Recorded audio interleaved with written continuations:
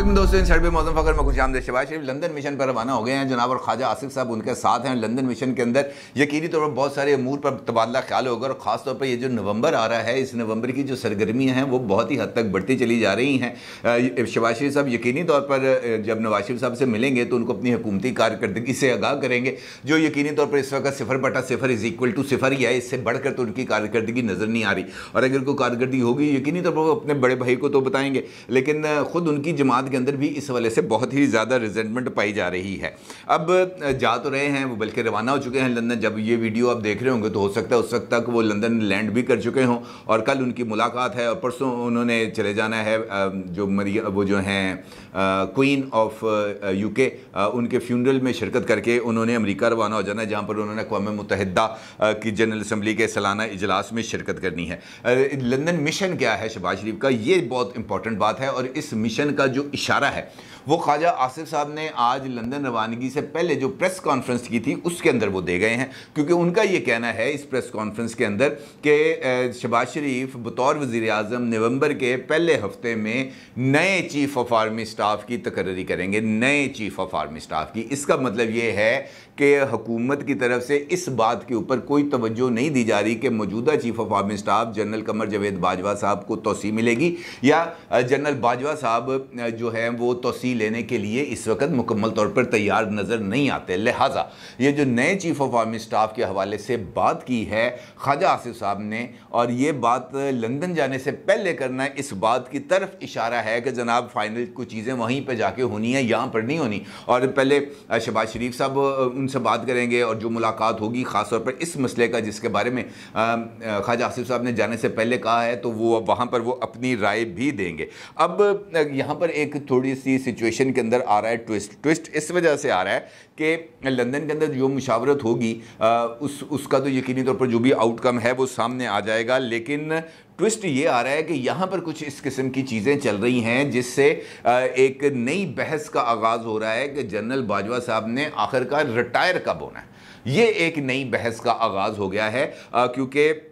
उनकी जो रिटायरमेंट है ये मुम्मा बनती जा रही है। मुम्मा इस वजह से कि एक मकतबा फ़िक्र का ये कहना है कि जनरल बाजवा साहब की जो आइनी मुद्दत है उसका इख्तिताम हो जाएगा 28 नवंबर को, और 29 नवंबर को नए चीफ ऑफ आर्मी स्टाफ जो हैं वो जो कमांड स्टिक है वो संभाल लेंगे, यानी पाक फ़ौज की कमान को वो संभाल लेंगे। लेकिन दूसरा मकतबा फ़िक्र है उसका ये कहना है कि जनाब जनरल बाजवा साहब की जो मुद्दत है उसका इख्तिताम इस साल नवंबर में नहीं होगा, बल्कि उनकी जो मुद्दत है उसका इख्तिताम होगा जाकर 28 मई 2023 में। और उसकी वजह ये बताते हैं कि जब इमरान खान साहब के दौर के अंदर 2019 में अगस्त में जब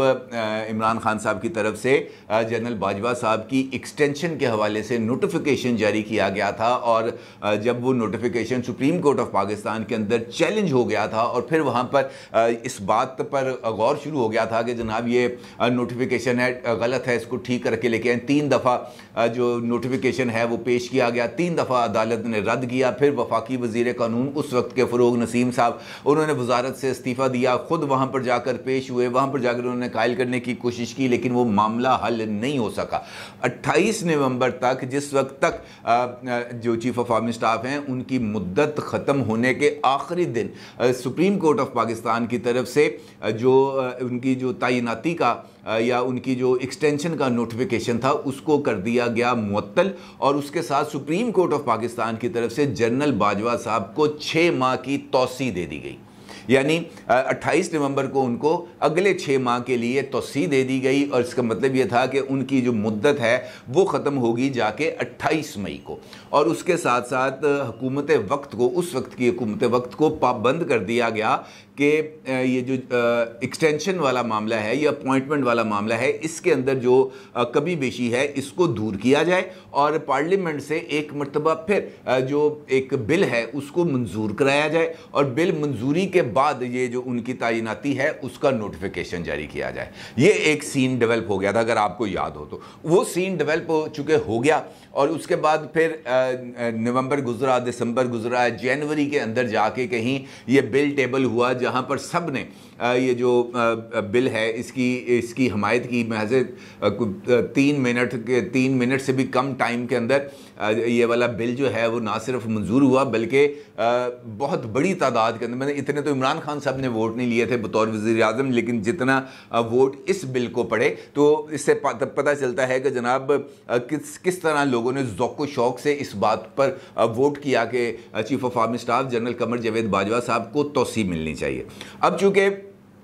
सवाल ये पैदा हो गया कि चूँकि उनको जो तौसीह थी वो दे दी गई सुप्रीम कोर्ट ऑफ पाकिस्तान की तरफ से, जिसकी मुद्दत ख़त्म हो रही है जाके मई में, यानी कि मई 2020 के अंदर वो मुद्दत ख़त्म हो गई। तो फिर ये अब बहस शुरू हो गई है कि जनाब चूँकि वो एक मुद्दत दे दी गई थी सुप्रीम कोर्ट ऑफ पाकिस्तान की तरफ से और उसके बाद फिर दोबारा उनका नोटिफिकेशन किया गया, लिहाजा उनकी जो मुद्दत है वो ख़त्म होगी जाके मई में। लिहाजा इसका मतलब ये हुआ कि नए चीफ की जो अपॉइंटमेंट है वो जाके मई में होगी।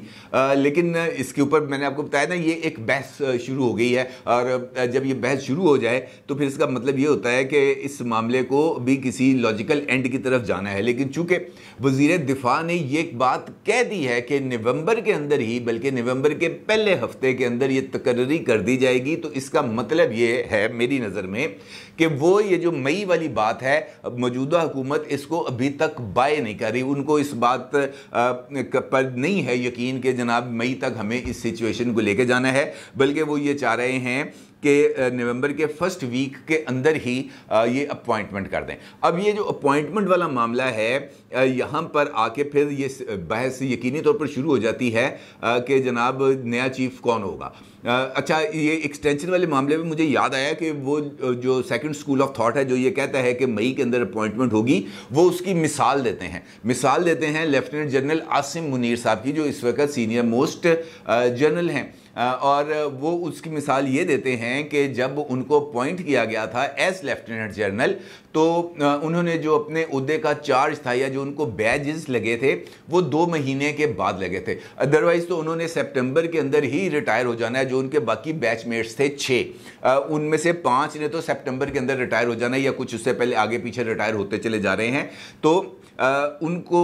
वो जो बैजेस लेट लगने की वजह से वो जिन्होंने सितंबर में रिटायर होना था अब वो चूँकि नवंबर में रिटायर हो रहे हैं, लिहाजा यही प्रेसिडेंट अप्लाई किया जा सकता है जनरल बाजवा साहब पर। अब लॉजिक तो जो लोग ये पेश कर रहे हैं लॉजिक के अंदर तो वज़न है, लेकिन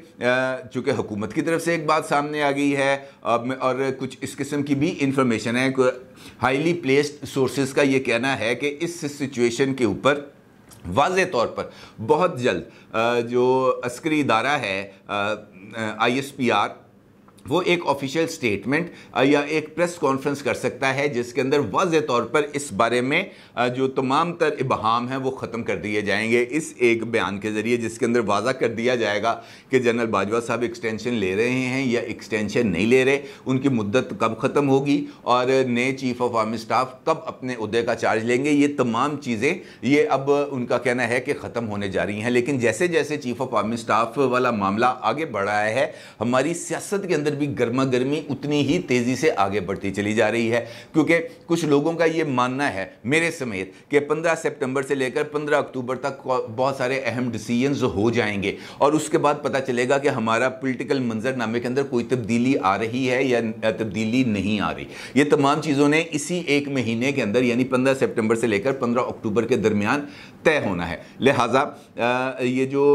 सरगर्मियाँ हैं पॉलिटिकल, ये इस दौरान कुछ बढ़ती हुई नज़र आ रही हैं और इसी तनाजुर के अंदर पाकिस्तान तहरीक इंसाफ की कोर कमेटी का जो इजलास है वो आज किया गया है और उस इजलास के अंदर वाज़े तौर पर इस बात का इशारा नहीं दिया गया आज फिर, क्योंकि कल जब KPK की पार्लिमानी पार्टी और उनका तंजीमी इजलास था बनी गाला में, उस वक्त भी यही बात की गई कि इमरान खान साहब ने कहा है अपनी KPK की तंजीमों को और पार्लिमानी पार्टी को कि जनाब आप लोग तैयार रहें, किसी भी वक्त कॉल आ सकती है, लेकिन उन्होंने कॉल दी नहीं। आज भी कोर कमेटी के इजलास में उन्होंने इस बात की तरफ इशारा ज़रूर दिया कि जनाब अवाम तैयार रहें, फ़ाइनल कॉल आएगी ज़रूर, कब आएगी ये अल्लाह बेहतर जानता है, हमें इस बात का कोई अंदाज़ा नहीं है। लेकिन वो ये कहते हैं कि जनाब फाइनल कॉल आएगी और मुल्क इंतखाबात की तरफ जाएगा। यानी अगर नटशेल देखें कोर कमेटी का इजलास में, तो वहाँ पर भी इस बारे में कोई हतमी फैसला नहीं किया गया कि ये जो आगे बढ़ने का कौन सा रास्ता इख्तियार किया जाएगा। ये जो पसे पर्दा मुलाकातें चल रही हैं, पसे पर्दा राब्ते चल रहे हैं, पसे पर्दा पैगामात के तबादले हो रहे हैं, क्या इन्हीं के ऊपर रिलाई किया जाएगा या स्ट्रीट पावर को बरूए कार लाते हुए इमरान खान साहब सड़कों पर माहौल बनाएंगे और उसके नतीजे में हुकूमत पर दबाव डालेंगे कि वो इस्तीफ़ा दे दे या असम्बलियाँ तहलील कर दे। लेकिन अगर दूसरे ऑप्शन की तरफ जाते हैं यानी स्ट्रीट पावर की तरफ, तो उसका तजर्बा तो हमें हो चुका हुआ है। इमरान खान साहब ने माजी में भी ये वाला जो अपना ताकत का इस्तेमाल का उन्होंने एक मुजाहरा किया था, लेकिन इसके बावजूद 126 दिन का धरना देने के बावजूद इमरान खान साहब नवाज शरीफ साहब से इलेक्शंस की डेट नहीं ले सके थे। इलेक्शंस हुए अपने टाइम पे थे। ये अलग बात है कि नवाज शरीफ साहब को पनामा वाले केस में, जहां पर उनका नाम भी नहीं था, उनको वहां से डिस्क्वालीफाई किया गया। कोई जवाब तलाश करते करते आखिरकार उनको एक जवाब मिल गया, ब्लैक लॉ डिक्शनरी का इस्तेमाल किया गया और नवाज शरीफ साहब पावर से आउट हो गए। लेकिन इसके बावजूद भी जो मुस्लिम लीग नून की हुकूमत है उसने अपनी 5 साल की आईनी मुद्दत पूरी की और उसके बाद इलेक्शंस हुए। लिहाजा ये जो सड़क वाला काम है, मेरा नहीं ख्याल कि इसके नतीजे में इमरान खान साहब को इलेक्शंस मिल सकते हैं। हाँ, ये ज़रूर हो सकता है कि इसके नतीजे में जो इस वक्त हमारी इकनॉमिक कंडीशंस हैं वो और ज़्यादा ख़राब हों। इसके नतीजे में जो पॉलिटिकल अनसर्टनिटी इस वक्त भी मौजूद है उसके अंदर मज़ीद इजाफा हो। इसके नतीजे के अंदर मेरी और आपकी मुश्किलात के अंदर इजाफा हो और ये जो मीडिया है इसको जो हर डेली बेसिस के ऊपर कुछ नया पॉलिटिकल मवाद मिले जिसको सामने लाकर बेचा जा सके। इसके अलावा और कुछ यहाँ पर डेवलपमेंट होने वाली नहीं है, क्योंकि अगर ऐसा होता तो पीटीआई के कोर कमेटी के इजलास में वाज़ेह तौर पर कोई ना कोई लाइन ऑफ एक्शन को ड्रॉ किया जाता। लेकिन अब चूंकि इमरान खान साहब उनका ये कहना है कि हमारे साथ इंगेजमेंट हो रही है, हमारे साथ राब्ते किए जा रहे हैं, बातचीत की जा रही है, तो उनका ये कहना है कि जनाब इसके ज़रिए अगर हम कोई रास्ता तलाश कर लें तो ज़्यादा बेहतर है। अब देखना यह है कि उनको ये रास्ता मिलता है या नहीं, क्योंकि फवाद चौधरी साहब ने ये जो कोर कमेटी के इजलास के बाद जो उन्होंने प्रेस ब्रीफिंग दी उसके अंदर उनका ये कहना था कि जनाब ये हमारी तरफ से जो हुकूमत को वक्त मिल रहा है, हुकूमत इस वक्त का फ़ायदा उठाए, इलेक्शंस की तारीख का ऐलान करे और फिर हमारे साथ बैठकर इसको चॉकआउट करे कि हमने फ्री एंड फेयर इलेक्शंस कैसे कराने हैं। क्योंकि अगर हम सड़कों पर आ गए तो फिर हम उनकी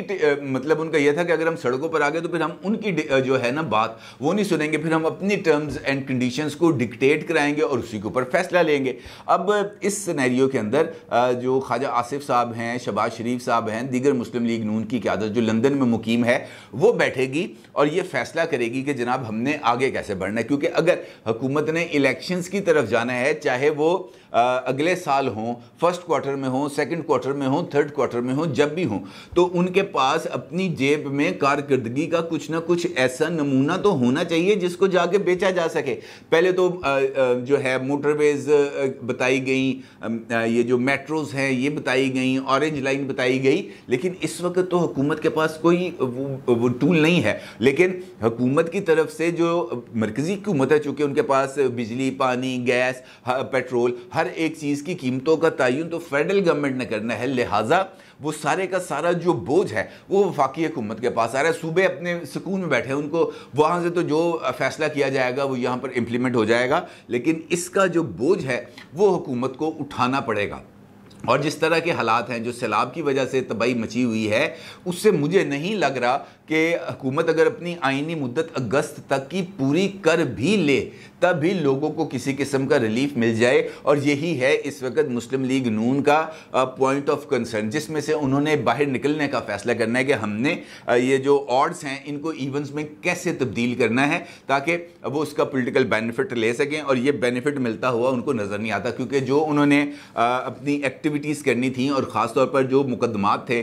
जो जहाँ से उन्होंने रिलीफ लेना था वो अभी तक मुकदमात का भी फैसला नहीं हो सका। बल्कि आज तो एक इंपॉर्टेंट डेवलपमेंट हुई है इस्लामाबाद हाई कोर्ट में, जहां पर राना शमीम साहब जो साबिक चीफ जज हैं गिलगित बल्तिस्तान के, उन्होंने तो आज अपना बयान हल्फी वापस ही ले लिया है। वो अपने बयान हल्फी से ना सिर्फ मुनहरफ हो गए हैं बल्कि उन्होंने नया माफ़ीनामा भी दाखिल करा दिया है, जिसमें उनका ये कहना है कि मैं पुराने बयान हल्फी में दर्ज अल्फाज वापस लेता हूँ, गैर ज़रूरी बयान हल्फी पर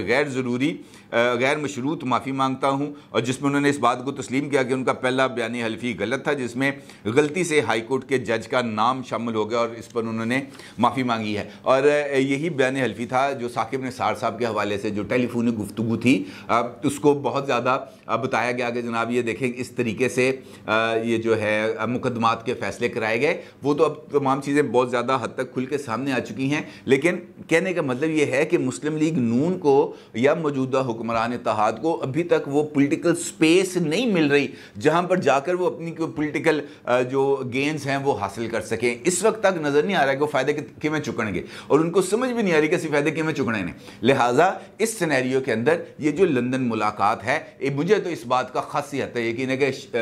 बड़े मियाँ साहब ने चंगी भली करनी, इसके अंदर मुझे कोई दो राय नज़र नहीं आ रही। क्योंकि जिन टर्म्स एंड कंडीशंस पे वो कहते रहे कि भाई IMF के साथ मुआहदे से पहले चले जाओ इलेक्शन में, कुछ नहीं होता, और उस वक्त अगर फौरी तौर पर चले जाते इलेक्शन में तो इस वक्त इनकी पोजीशन ज़रा स्ट्रांग होती, इकोनॉमी को भी देख लेते, आहिस्ता आहिस्ता उसको डेवलप भी कर लेते, उसके कुछ फ़वाइद भी आ जाते अगले 2 साल के अंदर 3 साल के अंदर मीशत को डेवलप कर लेते। लेकिन अब चूंकि ये एक ऐसी गेम के अंदर चले गए हैं, एक ऐसे खोबे में छोटे मियाँ साहब ने जाके गाड़ी फंसा दी है जहाँ से बड़े मियाँ साहब चाह के भी उस गाड़ी को आगे पीछे करके निकाल नहीं पा रहे। और यही इस वक्त मुस्लिम लीग नून का अलमिया है। देखना यह है कि लंदन के अंदर होने वाली मुलाकात में क्या मियाँ साहब कोई उनको लाइन ऑफ एक्शन देते हैं, और ये जो नवंबर में होने वाली अपॉइंटमेंट है इसके ऊपर किस किस्म की मुशावरत होती है। अपनी राय का ज़रूर इज़हार कीजिएगा। आपका बहुत शुक्रिया। अल्लाह हाफ़िज़।